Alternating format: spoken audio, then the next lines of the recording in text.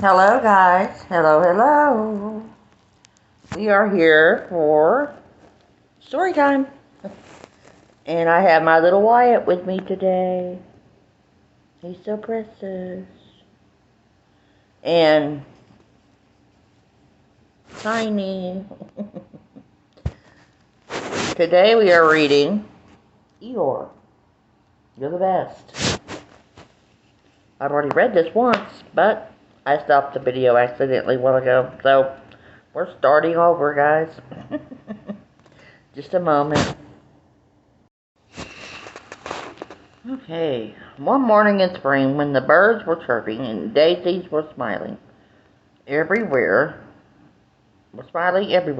Eeyore woke up with a black cloud hovering over him. "It's the only cloud in the sky," Eeyore groaned, "and it's drizzling right on me. Somehow I'm not surprised."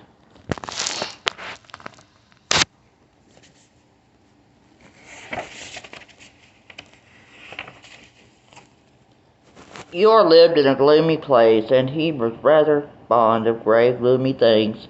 But this day he had hoped to wake up to a sunnier mood. It was talent show day in the 100-acre wood. All week Eeyore had been practicing to show off his somersault. Now it looked as if this cloud would get in the way. How could a donkey turn somersaults if he was wet?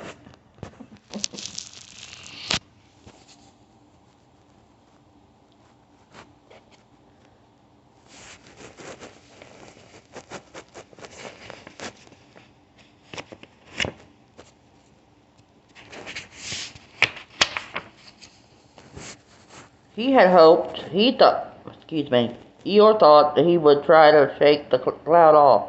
He stepped to the right. The cloud moved right with him. So he jumped to the left with a bit of a twist. Again the cloud scooted right after him. "Oh well," said the sad donkey. "Oh well," said the sad, soggy donkey. "Can't be in the talent show with this thing following me around. Better go tell everyone."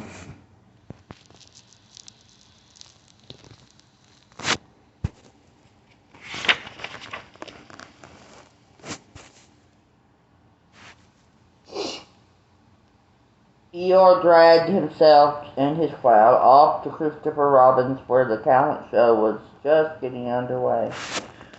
On stage, Pooh was juggling 2 apples while balancing a stack of honey pots on his head. Christopher Robin, the judge, was busy taking notes.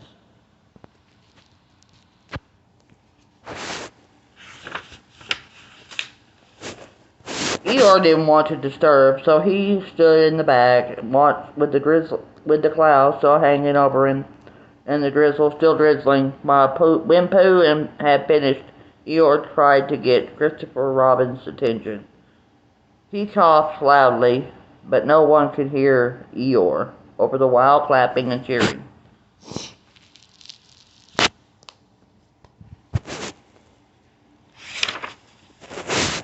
Finally, after the applause ended, Christopher Robin heard Eeyore. "Would you like to go next?" the boy asked kindly. "Me?" said Eeyore, peering through the drizzle. "I can't." "Sure you can, buddy boy," Tigger chimed in. "That cloud is part of your act, isn't it?" Eeyore shook his head. "Nope. I woke up with it. I just came here to say that I won't be in the show."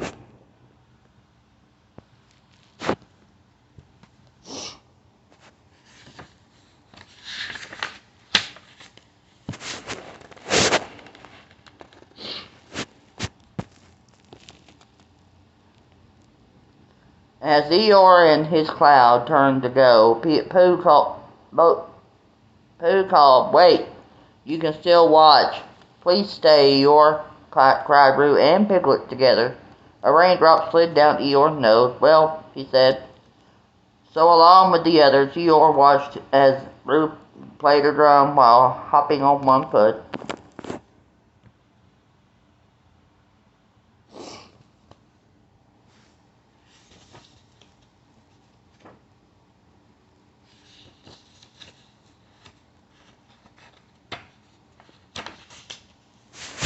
Then Tigger bounced over, not under, a very high limbo stick. He had never been shown how to do it the other way. Rabbit sang a lovely song while about spring as he tossed carrots and radishes into the audience.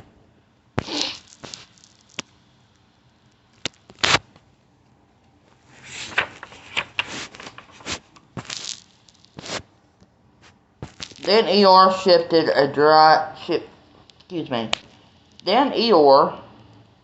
to a dry spot. Piglet made bread from a very dramatic play. Kanga danced a short ballet, and Owl recited a poem about his large family tree, beginning with his ancestor, Lord Oakley.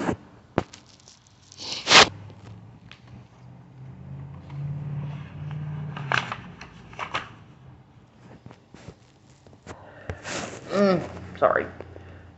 Finally, it was time to announce the winner. Christopher Robin began. The ribbon goes to everyone.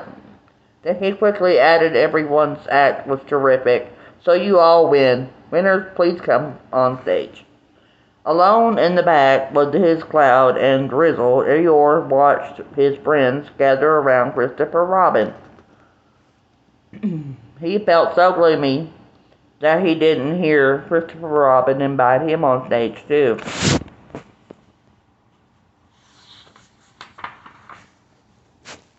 Suddenly, Pooh cried, "Look, everybody, a rainbow!" As Eeyore stood there, wet and gloomy under his cloud, he heard the afternoon sun shone through the drizzle, and a lovely little Eeyore-sized rainbow appeared over his head. "Hooray for Eeyore!" everyone shouted.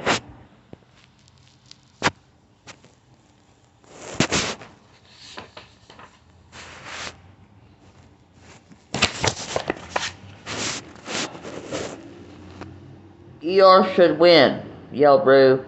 Then Eeyore's friends lifted him into the air, onto their shoulders, and Eeyore raised his head and smiled, while drizzle still drizzled and the rainbow glowed in the sunlight.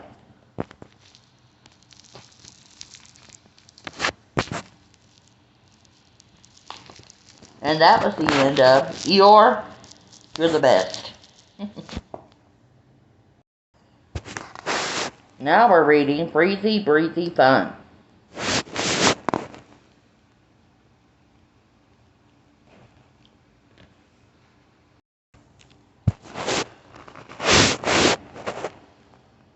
One morning, Pooh woke up and felt that something was different. The 100-acre wood was very quiet. It was as if everything outside wrapped in cotton or snow.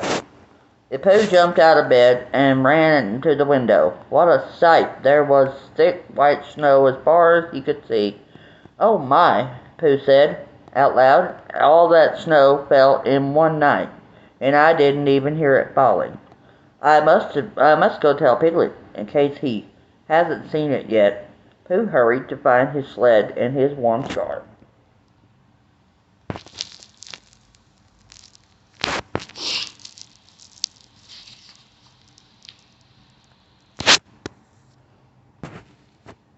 Sorry.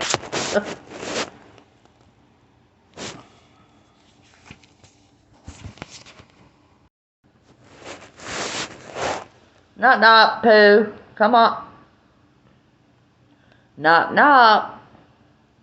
Pooh knocked on Piglet's door, but there was no answer.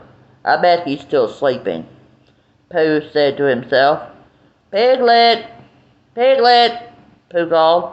"It's time to wake up and play in the snow." After a little while, a very sleepy Piglet opened the door. "Why are you yelling, Pooh?" Piglet said he shivered from the cold. "Look at all the snow," Pooh shouted excitedly. "Let's go sledding."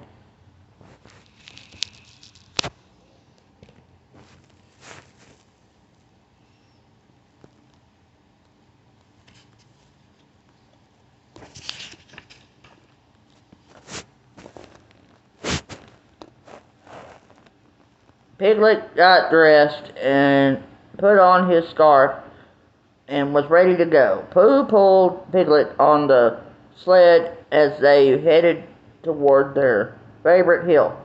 "Thanks for the ride, Pooh," said Piglet. "Little feet are not made for deep snow." All of a sudden, Tigger came bouncing toward them. "Isn't it a beautiful day?" he said. Tigger, with a bounced a great big bounce and slid to a stop, covering Piglet with a cold white mound of snow. That gave Pooh an idea. "Let's have a contest to see who can make the biggest and best snowman in the 100-acre wood," he said. "Sounds like fun," agreed Tigger. "Great. Get me out of this snow," was all Piglet could say.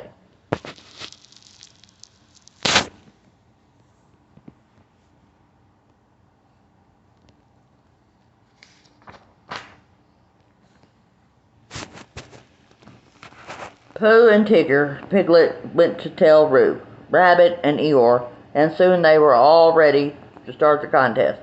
They each did their best, but they discovered that on their own it was hard to make a snowman. "Let's work together," Pooh suggested. "Together we can make an even bigger and better snowman." "But then no one will win the contest," said Tigger. "If we make the biggest and best snowman ever seen, then we'll be the winners," Rabbit explained.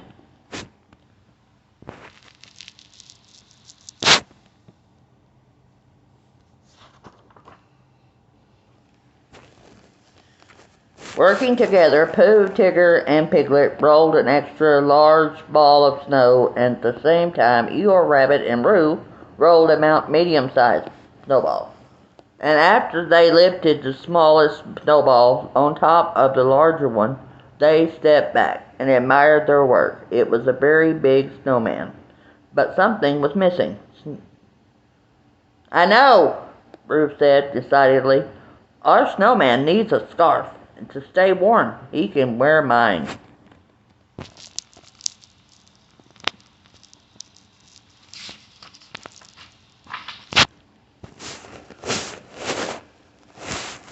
Eeyore gave Roo a boost so he could put his scarf around the snowman's neck.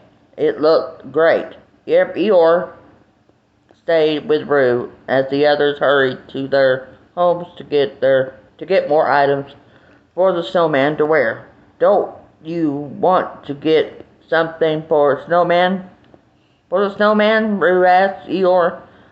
"I already have what the snowman needs," Eeyore said. "My tail. Every snowman needs a tail."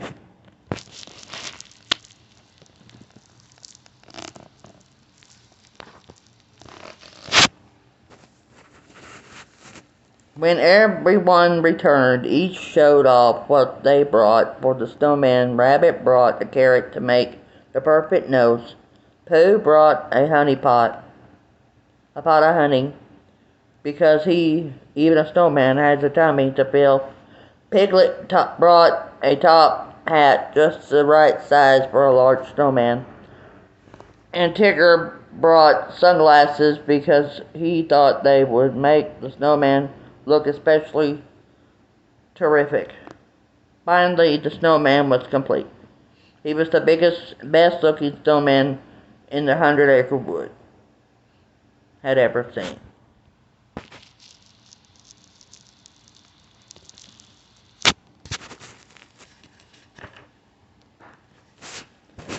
After all that hard work, After all that hard work, everyone was hungry, so the friends went to Piglet's house for a snack. "I think we did a great job," said Rabbit. "Yes," agreed Drew. "It's the best snowman in the whole world." "You know what I like best about the snow?" Pooh asked, getting to warm up inside with the hot chocolate, honey, and good friends. "Me too," asked Roo. agreed Rue. But after we warm up, let's go back outside. We can have a lot more fun in the snow.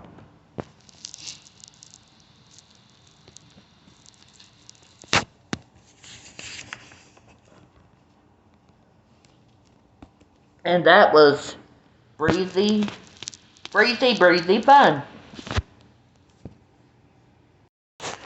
Okay, the last book is called Winnie the Pooh and Some Bees. Well, the funny thing about this book is, do you ever seen the Pooh Bear cartoon series? You know, the story of Pooh Bear. This is the original story. This is the first episode of the Winnie the Pooh. So, anyway, let's get started.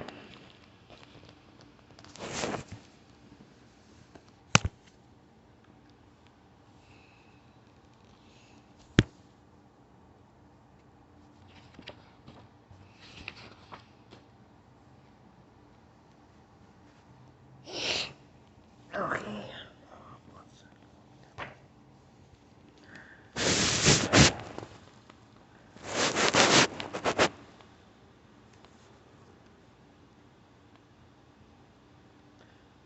Here is Edward Bear, coming downstairs now.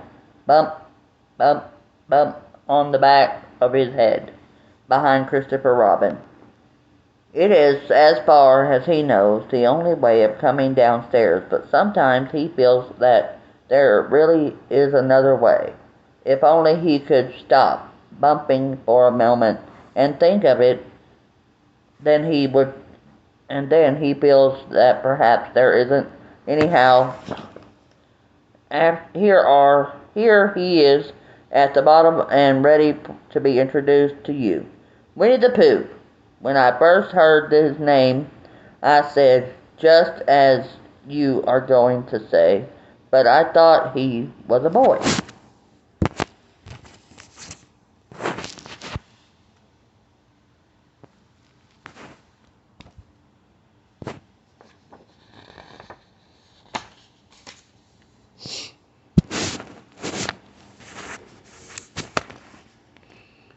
So I didn't, said Christopher Robin. Then you can't call him Winnie. I don't. But you said he's Winnie the Pooh. Don't you know what that means? Ah, yes, now I do, I said quickly, and I hope you do too, because it is all the explanation you're going to get. Sometimes Winnie the Pooh likes a game of some sort when he comes downstairs. Let's see. And sometimes he likes to sit quietly in front of the fire and listen to a story. This evening, what about a story? Said Christopher Robin. What about a story? I said. Could you very sweetly tell Winnie the Pooh one? I suppose I could, I said. What sort of stories does he like? About himself? Because he's that sort of bear. Oh, I see. So could you very sweetly? I'll try, I said. So I tried. Once upon a time, a very long time ago, now about last Friday, Winnie the Pooh lived in a forest all by himself under the name of Sanders.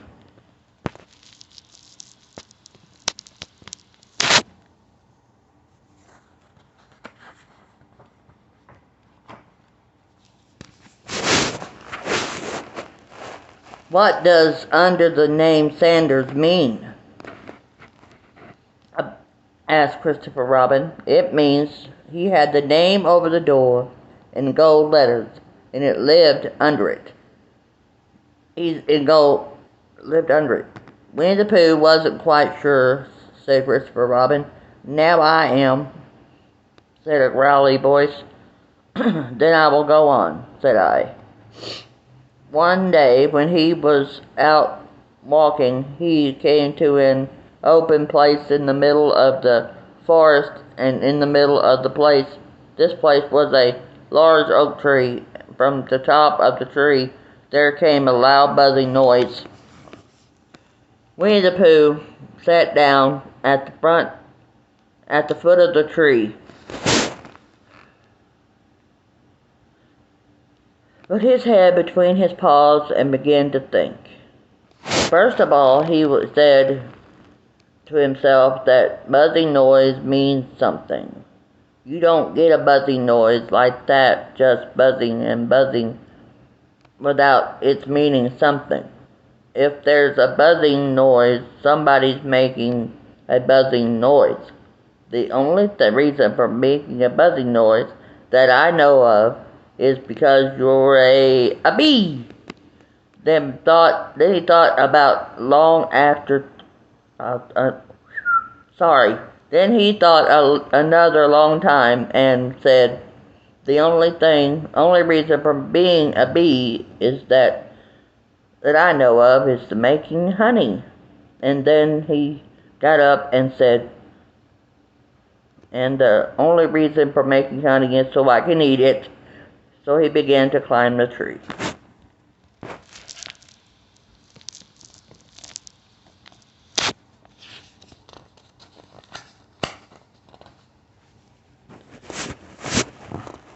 He climbed and he climbed and he climbed and he climbed.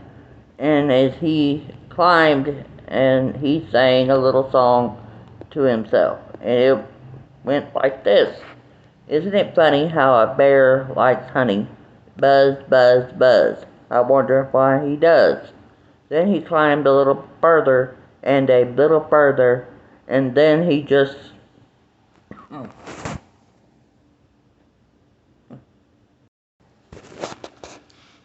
climbed a little further and a little further, and then just a little further. By that time he thought of another song.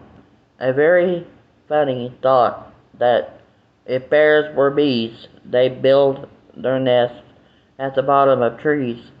And that being so, if the bees were bears, we shouldn't have to climb up all these stairs. He was getting rather tired by this time, so that is why he sang a complaining song. So he was very nearly there now. And if he just stood on that branch, crack. Oh, help, said Pooh, as he dropped 10 feet to the branch below him. If only I hadn't, he said, and as he bounced 20 feet on to the next branch.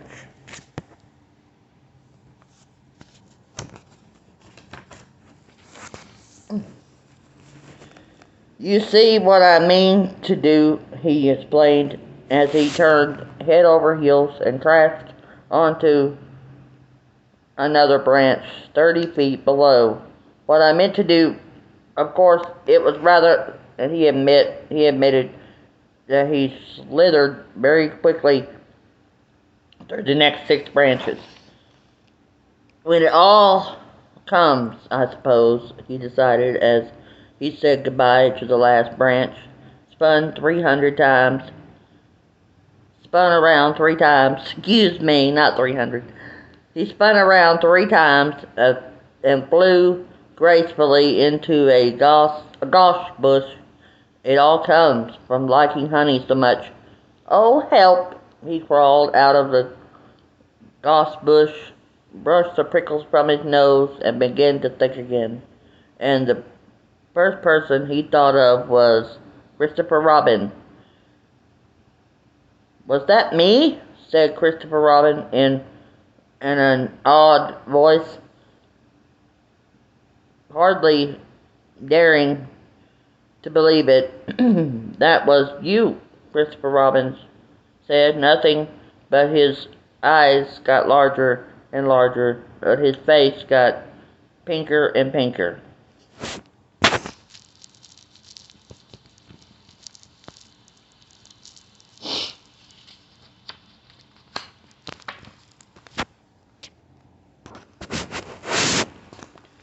So Winnie the Pooh went around to his friend Christopher Robin, who lived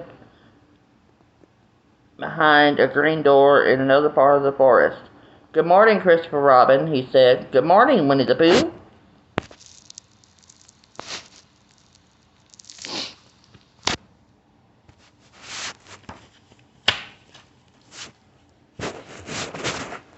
"I wonder if you've got such a thing as a balloon about you." "A balloon?" "Yes," I said to myself, coming along. "I wonder if Christopher Robin has such a thing as a balloon about him." I just said it to myself, thinking of balloons and wondering, "What do you want a balloon for, Pooh?" Winnie the Pooh looked around to see that nobody was listening, but his paw to his mouth and said in a deep whisper, "Honey." "But you don't get honey with balloons." "I do," said Pooh. "Well, it just happens that you had been to a party that day been to a party the day before at the house of your friend Piglet. You had balloons at the party.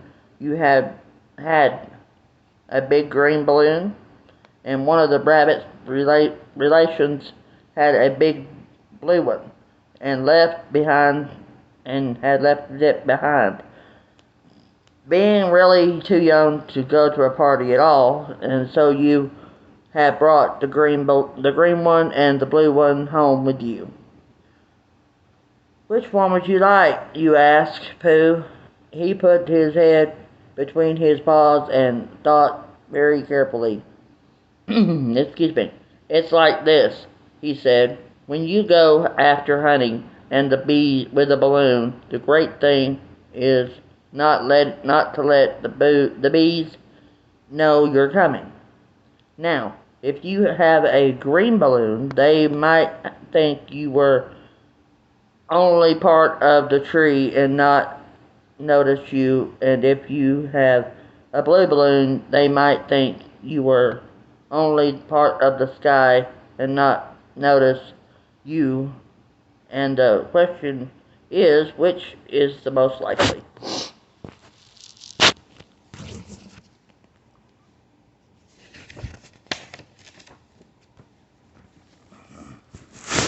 Okay.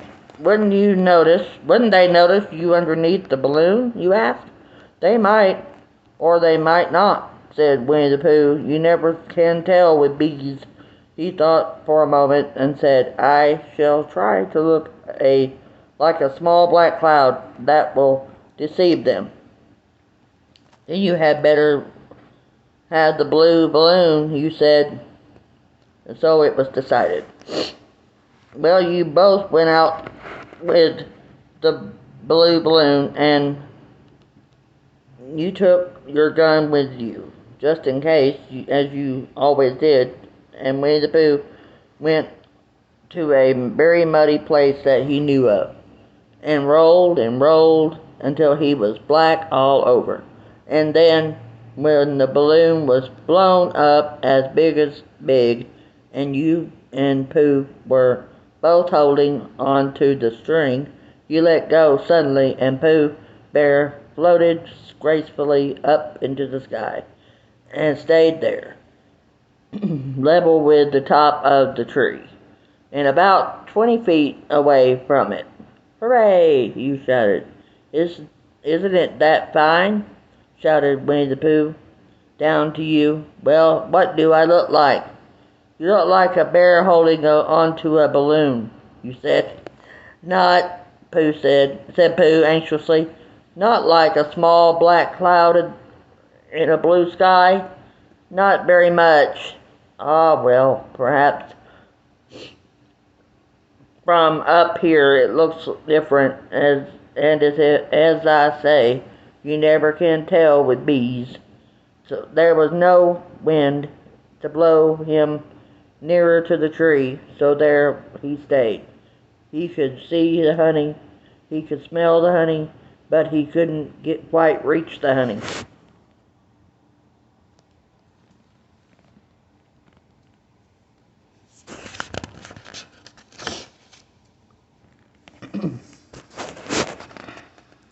After a little while, he calmed down. He called down to you. Christopher Robin, he said in a loud whisper. Hello, I think the bees SUSPECT something. What sort of thing? I don't know, but something tells me these are the wrong, that they're suspicious. Suspicious, they think that you're after their honey. It may be that. You never can tell with bees. There was another little silence, and then he called down to you again. Christopher Robin! Yes? Have you an umbrella in your house? I think so. I wish you would bring it out here and walk up and down with it and look up at me every now and then and say, tut tut, it looks like rain. I think if you did that, it would help the deception which we are practicing on these bees. Well, you laughed to laugh to yourself, silly old bear. But you didn't say it aloud because you were so fond of him that you went home for your umbrella. Oh, there you are, called down to Winnie the Pooh. As soon as you get back to the tree, I was beginning to get anxious. Oops.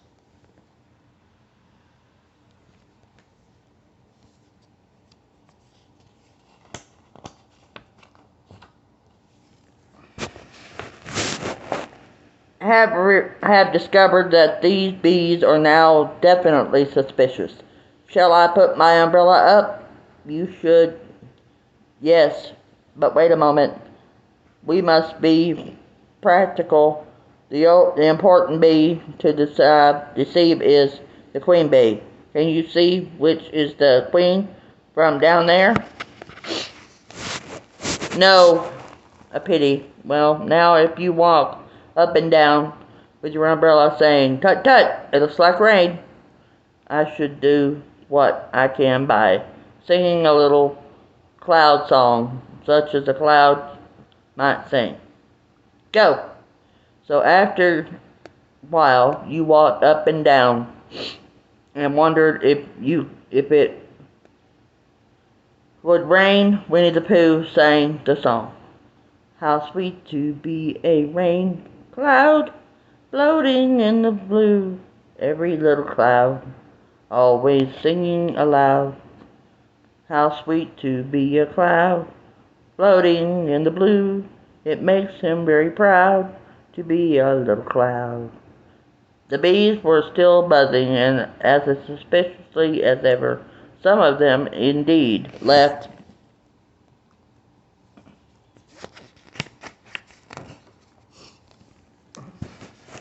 their nest and flew all around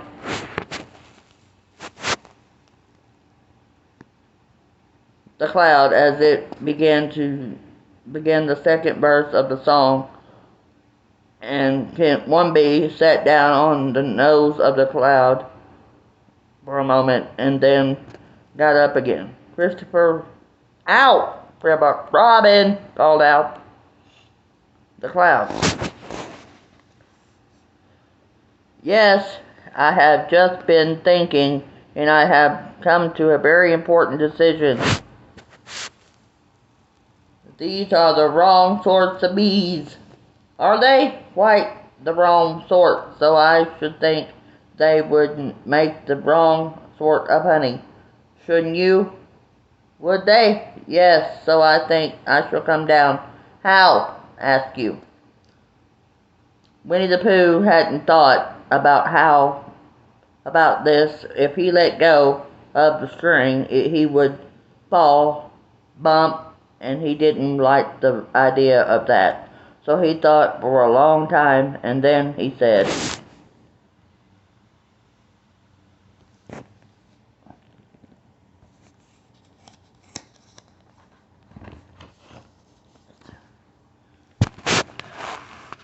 Christopher Robin, you must shoot the balloon with your gun. Have you got your gun?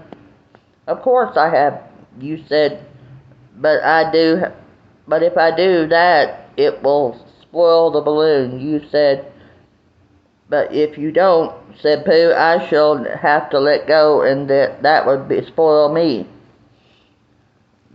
When you put it like this, you saw how it was, and you aimed very carefully at the balloon and fired. Ow, said Pooh. Did I miss? You asked. You didn't exactly miss, said Pooh, but you missed the balloon. I'm so sorry, you said that, and you fired again. And this time you hit the balloon, and the air came slowly out of, and the Winnie the Pooh floated down to the ground, and his arms were so stiff from holding on to the balloon, and all that he, holding on to the string of the balloon all the time that they stayed up in the air more than a week. And whenever a fly came and settled on his nose, he had to blow it off. And but I am not sure that is why he was always called Pooh.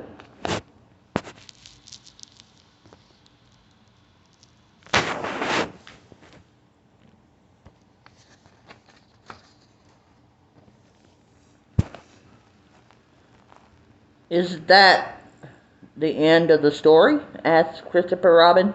That's the end of that one. There are others about Pooh and me, and Piglet, and Rabbit, and all of you. Don't you remember? I do remember, and then when I try to remember, I forget. That day when Pooh and Piglet tried to catch the heffalump, they didn't catch it, did they? No, Pooh couldn't, because he hasn't any brain. Did I catch it? Well, that comes to the into the story. Christopher Robin nodded. I do remember, he said, only Pooh does it very well. That's why he likes having it told to him again, because then it's a real story and not just a remembering. That's how I feel. I said Christopher Robin gave me a deep sigh. I'm sorry. Christopher Robin gave a deep sigh, picked the bear up by the leg, and walked off to the door, trailing Pooh behind him. At the door, he turned and said, "Coming to see me have my bath?" "I might," I said. I didn't hurt him when I shot him, and did I?" "Not a bit." He nodded and went out, and in a moment I heard Winnie the Pooh bump, bump, bump, going up the stairs behind him.